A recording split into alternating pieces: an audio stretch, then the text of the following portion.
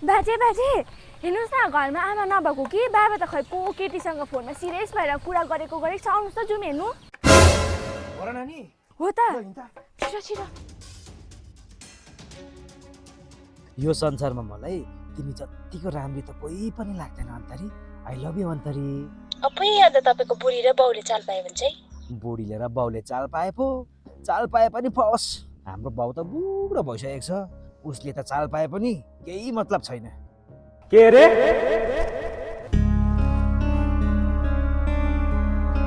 बुहारी माइत गएको तल मजा भयो होइन? साला गधा, अबदेखि बोल्दा अन्तरीसँग मैले जानेको छु। अनि म अन्तरीसित बोल्दा के चाहिँ भयो र?